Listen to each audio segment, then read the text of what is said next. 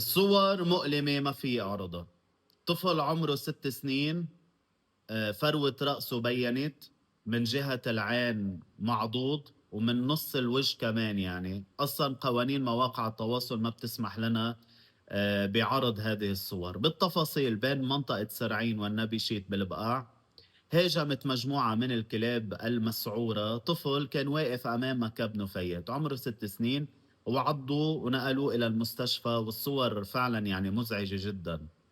لكن الفكرة الأساسية أنه كان في بواقي لحوم بقلب مكب النفايات. يعني مكب نفايات في بواقي لحوم من الملاحم.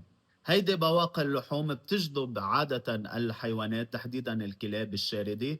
بيجوا بيوقفوا، شافوا هيدا الطفل، فكروا انه جاي بده ياخد الاكل، هاجموه او عضوه وبعدين فلوه. يعني الحق بالبداية بدي اسأل انه هيدي مكب النفايات شو عم بينزاد فيها.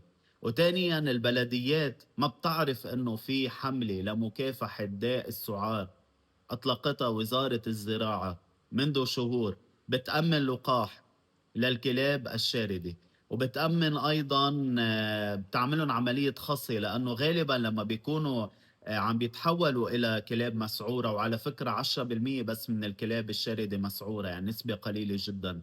ليه بيصير عندهم غضب أو سلوك غاضب؟ لأنه بيكونوا عم يبحثوا عن التزاوج ليلا أو عن الشريك، ولما ما بيلاقوه بيصير عندهم سلوك غاضب، وبيترجموه بالاعتداء ربما على الإنسان اللي أمامهم. بيعملوا لهم خصي مثل ما عم بتشوفوا بالصور قدناه. بحطوا له شيء على دينته للكلب، انه مين وين ما مشي الناس بتطلع في شيء بدينته، يعني هيدا آمن. ما بدها شيء وكلها مجانا، خطوات بسيطة جدا. بدل ما البلدية تسمح انه مكب النفايات يصير في بواقي لحوم وتسبب ضرر بيئي وضرر انساني كمان وضرر على كل الكائنات الحية وعلى الارض، تنضم للحملة بخطوات بسيطة جدا.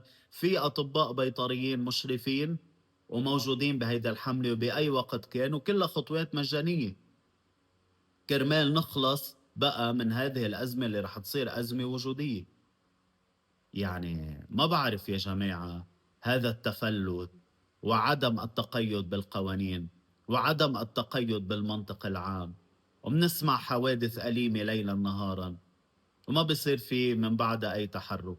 وانت عزيزي في حال قبلت أو شفت أي كلب بسلوك غير منضبط، مفروض البلدية أو أنت تتواصل مع البلدية بشكل فوري، بينقلوه على المستشفى، بيعملوا له اللقاح وبيرجع كلب طبيعي جدا، لا بتأذيه ولا بيأذيك. الخطوة بسيطة جدا. هيدا الطفل اسمه أحمد أو حسن أحمد مرعي، 6 سنين، من التبعية السورية. نقل إلى مستشفى رياء الحكومي للمعالجة، ووضعه هلأ تقريبا مستقر. عبد الله بعلبكي من لبنان وكل الأمة العربية، إلى اللقاء.